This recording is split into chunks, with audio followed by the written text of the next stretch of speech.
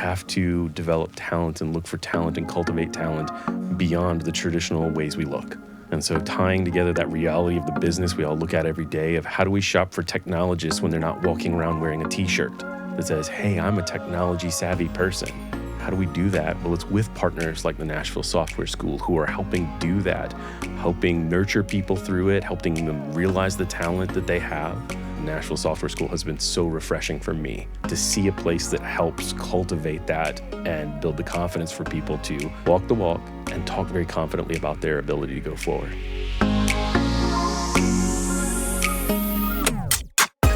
With more companies moving their operations to Nashville, our tech community has seen plenty of growth over the past decade. But what about Nashville attracts companies to move here in the first place? What helped put Nashville on the map as one of the fastest growing tech hubs in the country? In this episode of 10 Years, 2,000 Journeys from the Nashville Software School, we're talking with Bryan Mayes from Eventbrite, Michael Hébert with Capgemini, and the former CEO of the Greater Nashville Technology Council, Bryan Moyer, to explore these questions and more. I'm Clark Buckner, and I'm really excited for you to hear these conversations with our guests as we discuss some of the reasons why their companies made the decision to expand to Nashville. From the relatively quiet planting of a customer service team by Eventbrite that quickly led to building a development team here, to more major announcements from recent companies like Capgemini. There's a lot to cover, so let's dive right in. Hello, I am Bryan Mayes. I'm a Senior Director of Engineering at Eventbrite, and I have been in tech in Nashville for 8 years now. Bryan with an I, Moyer, as opposed to the other way of spelling Bryan. Been in tech in Nashville for 23 years at this point, and title is just hanging out these days. Yeah, previous CEO of the Nashville Technology Council. You're still staying busy, though. I'm still staying busy. I'm here. And I'm Michael Hébert. I dare you to try to spell my last name, since you guys are going to go down to how you spell things. I'm a senior director and people unit lead for our cloud and custom applications for Capgemini here in Nashville. And this is where I get to tell the fun part. 23 years in the business, a year here in Nashville. But we'll get to more on that because it goes to some of the topic we're going to talk about. Ooh, I'm excited to hear it. So this episode, we really wanted to highlight sort of the catalyst of what put Nashville on the map in a really big way as being a tech hub. So each of you bring a unique perspective here. We're going to be talking a little about what has attracted talent and companies right here to Music City. So, Bryan Mayes, I would love to begin with your work at Eventbrite.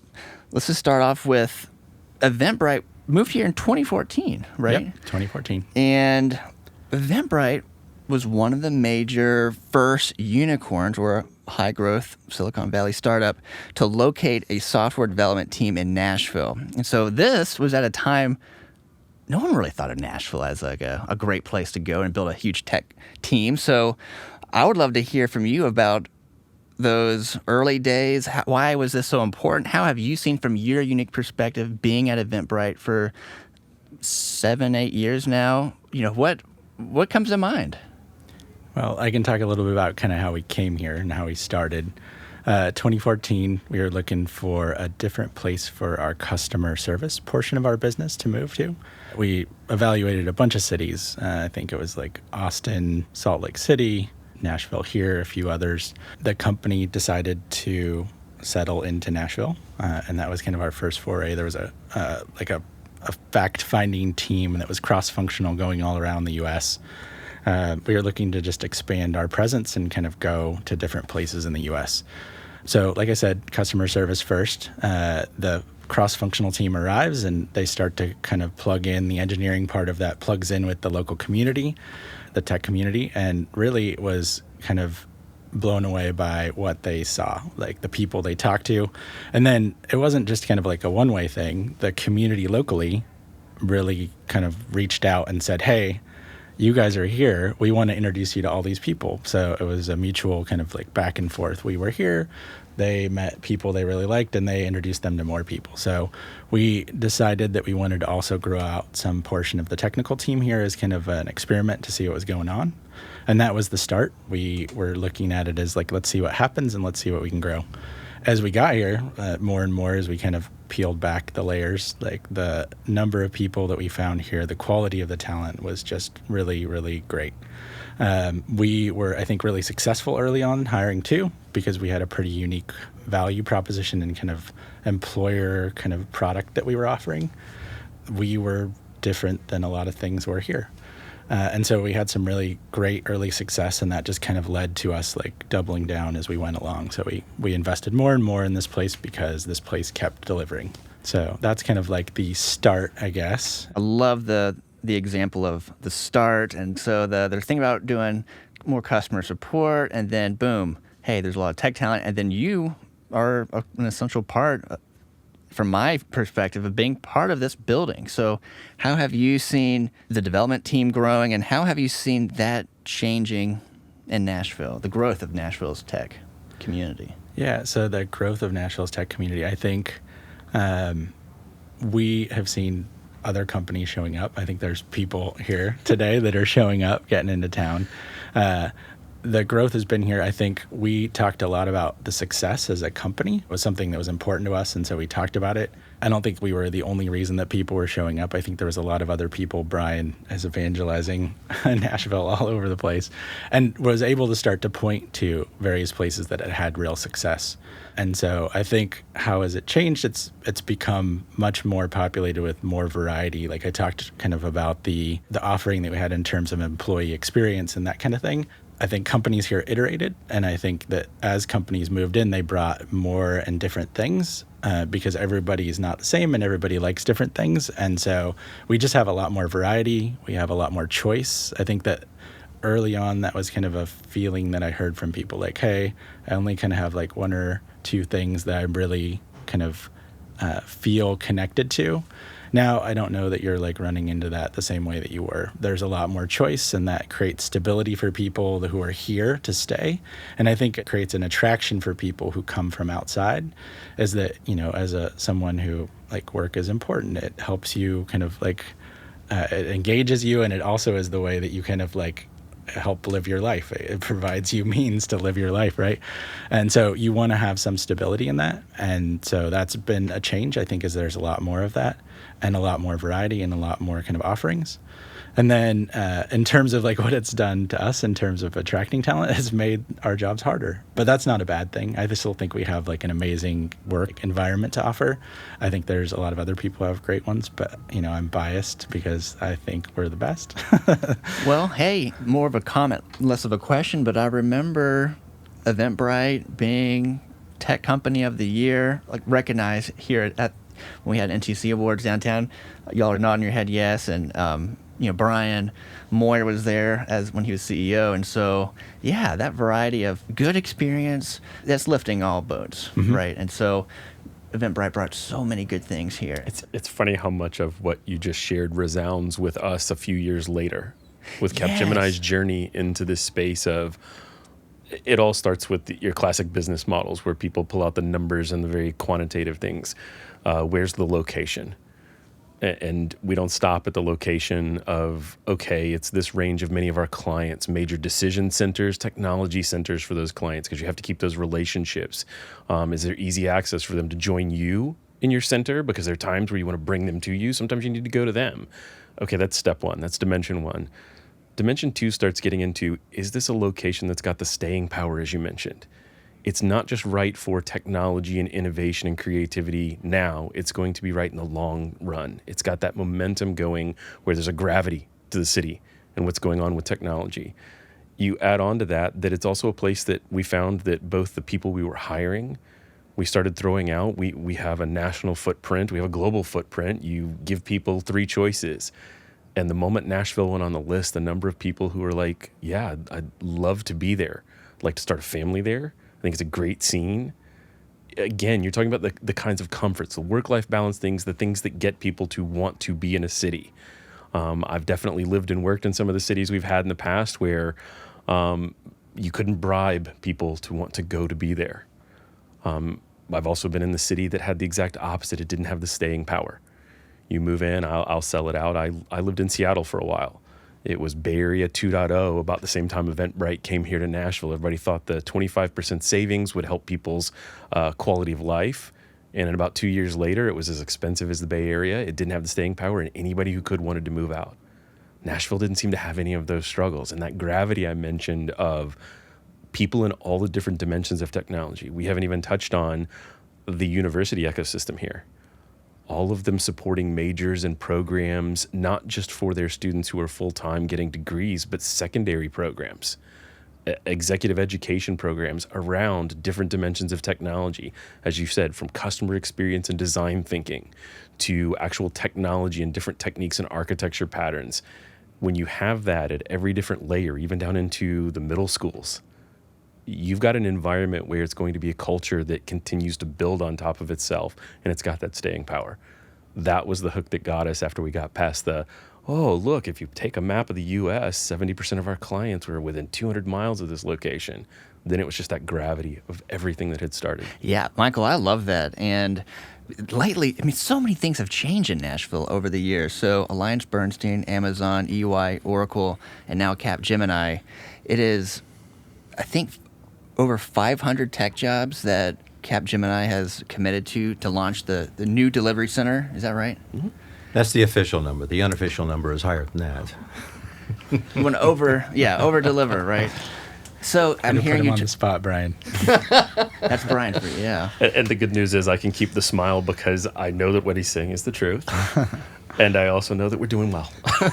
That's great. So I'm hearing, to recap that, you're saying the staying power, the geographical location of Nashville. Anything else that comes to mind of just why this place for you is just really was like, this is where we need to be? So I will tell my story. I've had the privilege in my career to live in this country and in other countries and in several states in the United States. And it was June of 2021, we finally got the notification that our flight to Nashville had stopped being canceled for COVID. For those of you who don't know, Capgemini had been looking to do this before COVID hit. And certainly that environment put us in a position where a beautiful office space where we bring people together to rapidly spread COVID was probably not a wise idea. When it was approached to me, I was at a good transition point with the projects and roles I had. It took about 24 minutes, not hours, 24 minutes to say absolutely. I had come here when I was younger. I grew up in the Atlanta area, and I was like, this is a great place to be. There's a lot of stuff from going down to Broadway and people watching, because I'm always a good time. I'm pretty sure the locals don't frequent that area as much as the tourists do. To being able to get to wineries, get out in the country and just see some of the space. Like I said, the drawing power of people who feel like they can land here and it can be a place they stay for a long time for a family, that was powerful to me. I'm a funny story. I've got a 17-year-old and a 1-year-old. So for us with the 1-year-old and thinking about that, it was, okay, let's find a place that we love. And then it was the same thing as the people who had been before me in the process started talking about the technology gravity. Obviously for us, with Amazon being one of our partners, finding out that they were putting up a great investment in this city was huge. That's actually part of the group I lead is the group that partners with Amazon. And from there, it was just meeting the students and the people, not just from the local area, but knowing that we're able to recruit nationally for people who want to come to Nashville. Right now, our map covers, for the people we have incoming at that campus entry level, 37 states covered right now. And that was one of the things that first time I got to meet Bryan Moyer here, we were talking about that gravity of the draw to bring in talent. The next wave was our experienced hires, our experienced talent that we had. So like me, that wanted to relocate here. And then it was about the environment that, and this is where I give the great to our people who laid out our facility, getting back to that design environment and that environment of working. You were talking about Bryan Mayes, about how do you help people balance what I like to call Jedi time and that collaboration time, that time where you want to put on your noise canceling headphones, throw on your hood, and do the things you need to do to heads down to get what you want to get done, or the times you need to go in and use technology and let's say, some things that are archaic, like our whiteboards and even a chalkboard showed up, and collaborate. People around here were all about that. And it's hard to put a finger on where it comes from. But like I said, anybody you meet in this environment, they want to work together. Technology is part of what they throw at it. They're willing to experiment. And that has been a wonderful environment for us. Michael, I can just tell the smile on your face. Like, I can feel the joy. I'm so happy you're here now. That's wonderful. And so, one side of the table, Bryan Mayes talking about early days of Eventbrite, and now you, Michael, talking about recent days. It's curious to me that here we have Bryan Moyer, previous CEO of the NTC, seated in between both of you. And so... My best friends. Best friends. So, Bryan, you've been, CEO, your role 2016, and you just passed the torch on. So you've been able to see a lot of movement play out behind the scenes. There's a lot of work that goes into these huge announcements and these big commitments. So I would just love to hear a little about, how did the questions that companies asked about Nashville or concerns they had about moving to Nashville change or not change during your discussions with companies considering Nashville over the years? Did you see any changes? What's kind of the perspective you have now? Well, there has been. From my perspective, growing the tech community and the tech ecosystem here has always been about talent. Talent's the currency of the future. And that's always been what our focus is and what we felt was the most important. So what's changed, and this really ties back very directly to the Nashville Software School and the reason that we're here. John Wark, who founded the software school, was an advisor for a startup that I had when he decided that he was going to start the software school. And that's a story in and of itself, and I'm not sure that that's one of the topics we want to dig into. But for him, it was all about the talent and people complaining that there wasn't enough talent and nobody really doing anything about it. And he said, by golly, I'm just going to do that. So all the way back to that point, it's been about the talent. What I've seen as far as differences in communication from whether it's individuals or companies that were looking to relocate, the first challenge that we faced was we had to create some critical mass. So critical mass in a couple of forms. One was when you would talk to individuals about potentially relocating here, it was common back in 2016 for them to say, yeah, that looks like a great opportunity, but if that doesn't pan out, where else am I going to go to work? Critical mass from a company perspective of just proving that we had the talent to support the growth that they wanted to see.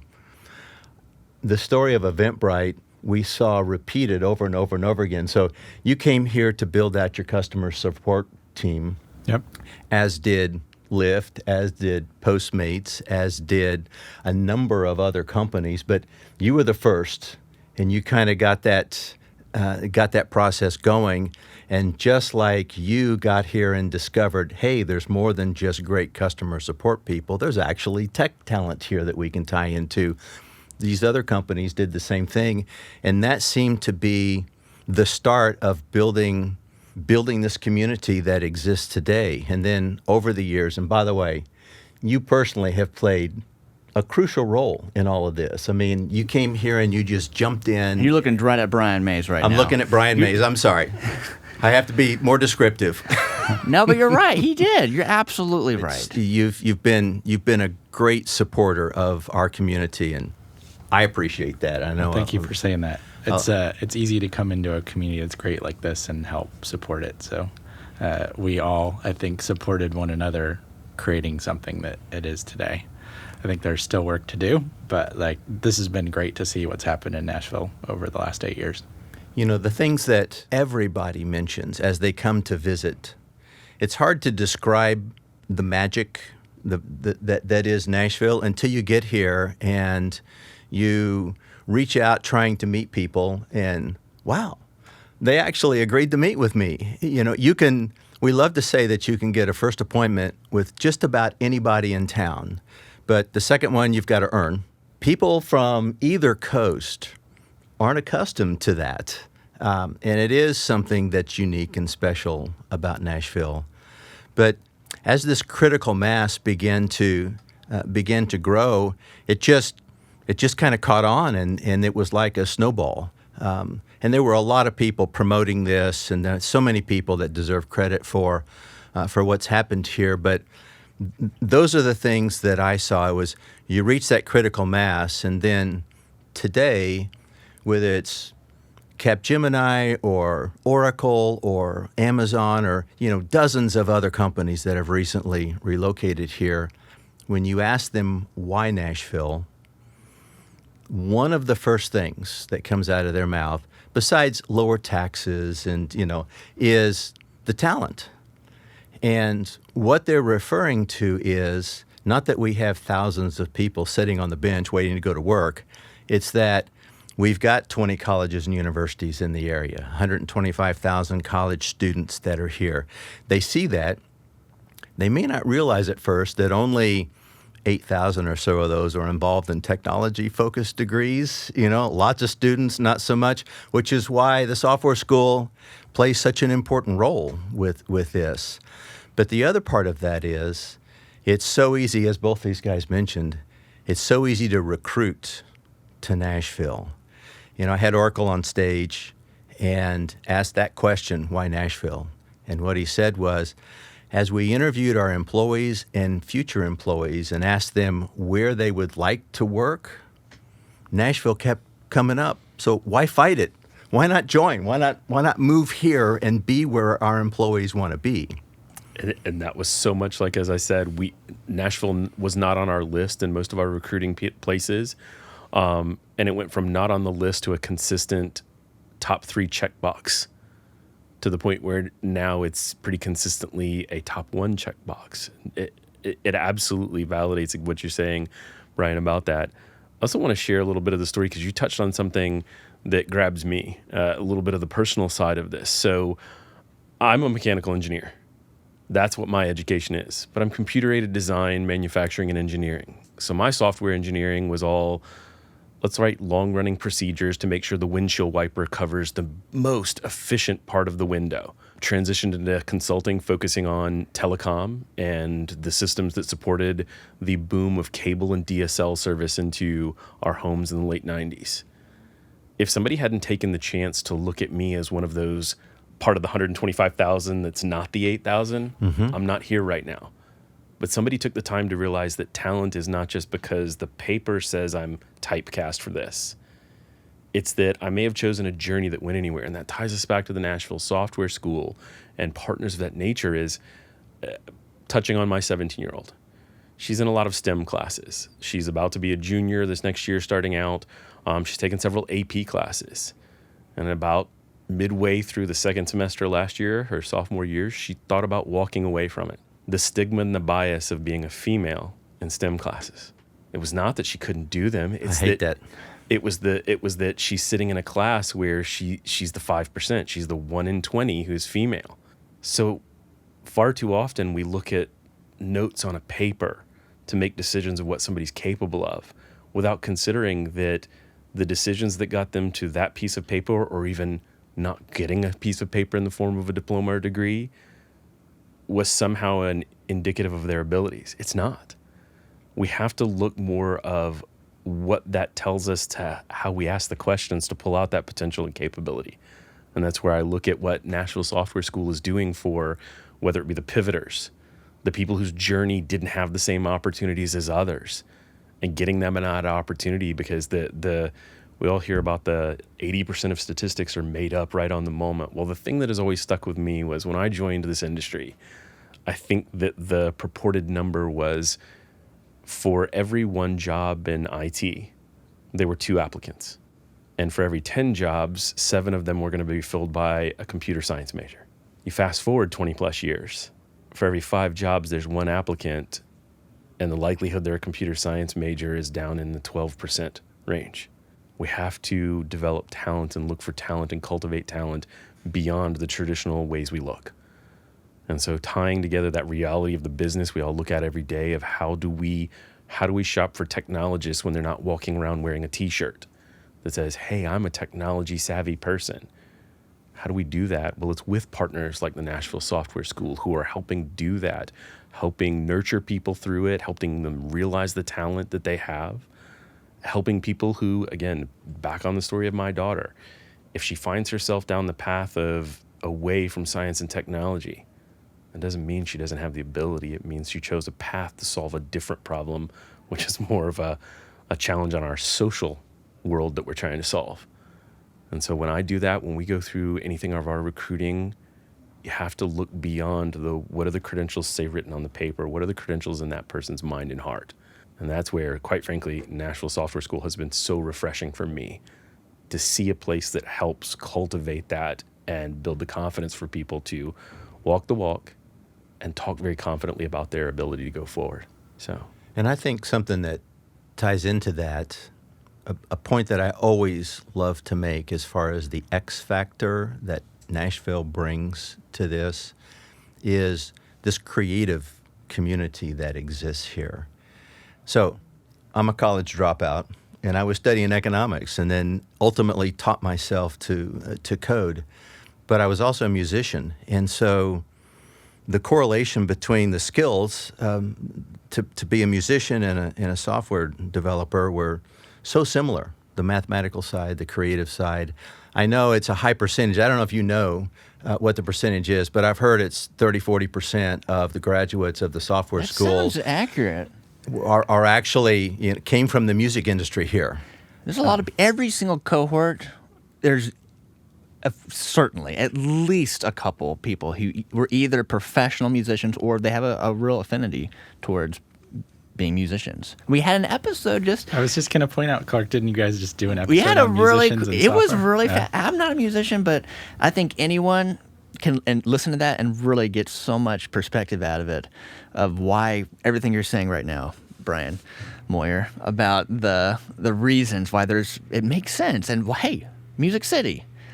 It's a real thing. I love that you're calling it the creativity. It was Yeah. one of the reasons we chose to come here as Eventbrite. Like when we did our evaluation of the different cities, like I was talking about, the kind of synergy between our business, like ticketing and events, and we even call our customers creators, and the creativity of the local kind of community was one of the things that tipped the scale for Nashville.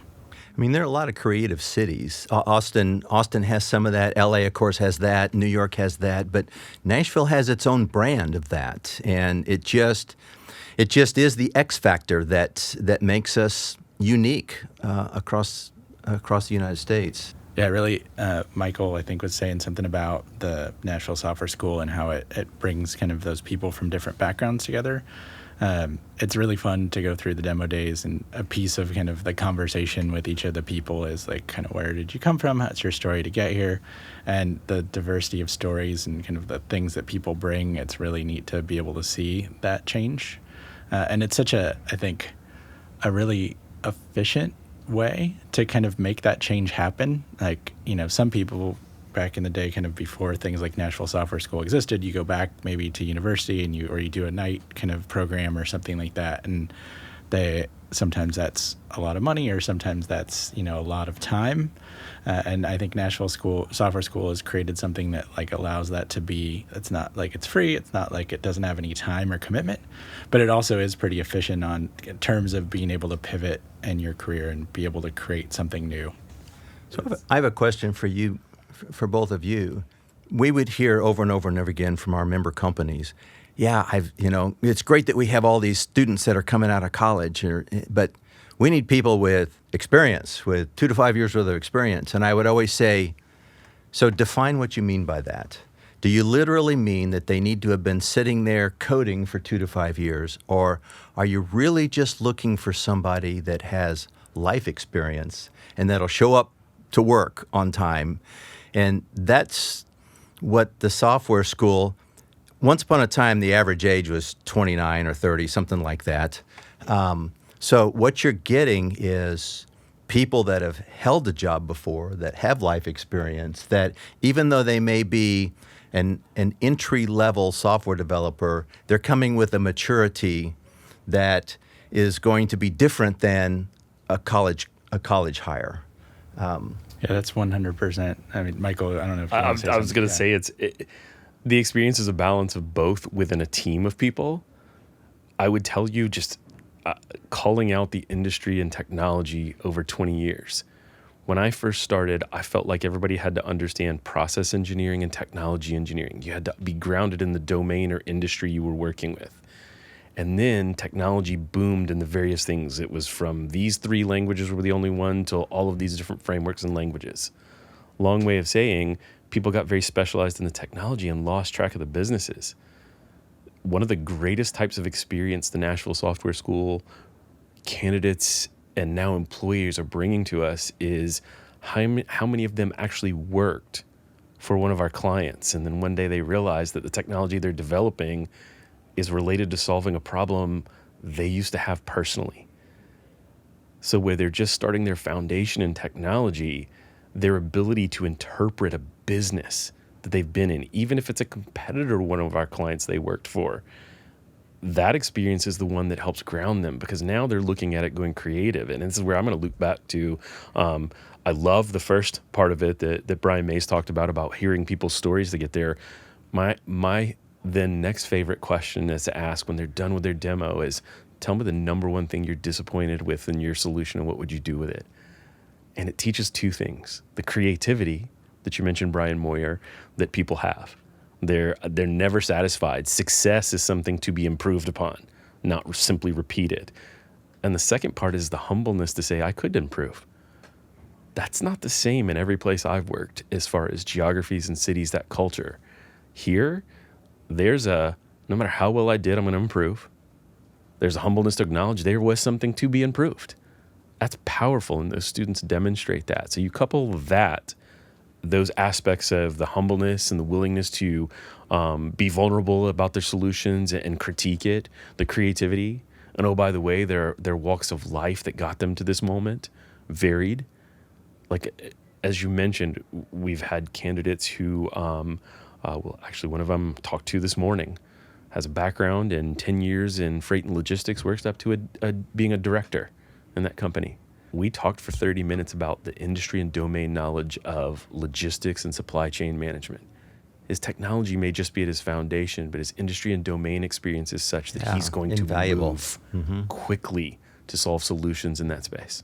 I think kind of another killer piece of the Nashville Software School offering, especially back kind of when we started, we talked about kind of like the past and the now. I think the local universities were offering a bit more of a kind of traditional computer science kind of background, and some of the things we found when we went to go to some of the schools was a gap between kind of like the practical experience. Like, they'd never maybe touched GitHub in their entire kind of like career in school, where Nashville Software School was maybe leading the curve a little bit, and that they created a very practical set of things that they taught people. But the Nashville Software School initially had a pretty good leg up, and that somebody, maybe had less training over time. But in terms of like they had their kind of like background where they lived before, something we said was important, as well as they had this like leg up in that they had very practical experience with the things that industry was doing. Yeah, and here's the deal. It's not a zero-sum game. I mean, somebody like the software school coming in is not going to take away opportunities for graduates of our local universities. The demand is so great, and there's no end in sight to that there's, we need everything that we have plus more to just continue to meet the demand. Yeah, I think if anything, it's kind of helped everybody kind of iterate. And so if somebody new comes in and offers something a little bit different, people are going to learn from that. It's kind of the agile test and iterate thing, right? Like, it happens in aspects of our life, and it's happened in, I think, pieces of how talent has arrived on the market.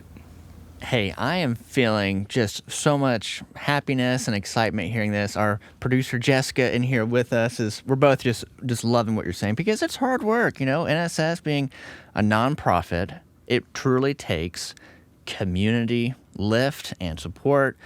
And Bryan Mayes, you were just saying like that's such a great compliment. NSS kind of being on that edge of like what is needed.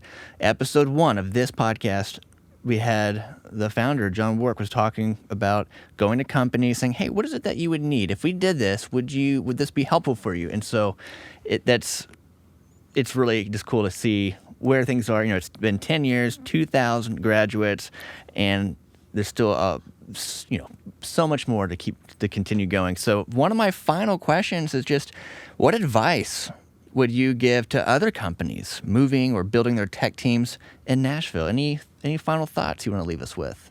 Embrace the whole opportunity. You will come here with one target. Bryan Mayes and I have both spoke about the fact that there's a business case behind making decisions, and it usually founds on one idea. The moment you discover all the other dimensions that Nashville has to offer in this space, embrace them all. From the talent pools and even the ones that are not your traditional campus hiring, the environment, the knowledge. You will miss too much if you don't embrace it all. If you stay with your original focus solely, you will miss out. Thanks, Michael. That's great.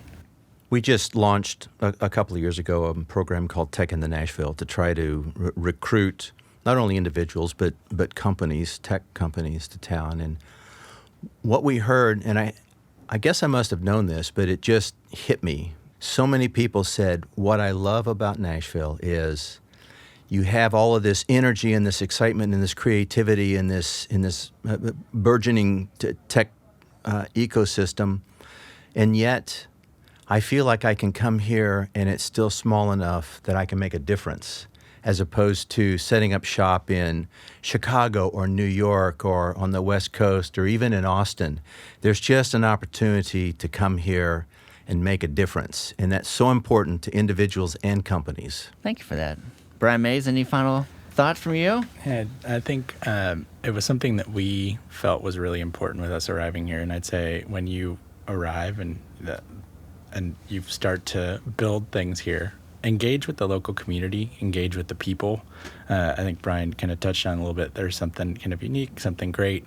The podcast you had in the past about the community, I think a little bit of it was surfaced there. But it's a really important piece of what I felt like was different here, that kind of small but big, and the ability to reach those people and to kind of get plugged into what's here and what's starting. That community is really neat and kind of special, and I haven't seen it anywhere else, and I haven't seen it degrade as we've gotten bigger. If anything, it's gotten like even more kind of solid as it's gone along. And so that would be the advice. Engage with the community. Awesome. I love it. Well, we know you're all very busy people. We really appreciate you carving out the time for this. So with that said, thank you so much for everything you're doing in the community and the support of Nashville Software School. We're looking forward to the future. Oh, thank you. Thank you. It's pretty wild to think that in such a short time, Nashville has gone from a city with a small grassroots tech community to being one of the nation's fastest growing tech hubs. That growth has been spurred by the companies who saw the unique opportunities our city and its people have to offer. Whether back in 2014 when Eventbrite moved in, or now with companies like Capgemini, every announcement is just a reminder of why Nashville is such a special place to establish your tech career. If you're ready to make a change in your career and want to join in on all the growth happening in our tech community, head on over to NashvilleSoftwareSchool.com to learn more about all the upcoming programs. Thanks for listening. 10 years, 2,000 journeys, celebrating 10 years of tech in Nashville is presented by Nashville Software School in celebration of their 10-year anniversary. Follow on Apple Podcasts or follow anywhere you listen to your favorite shows.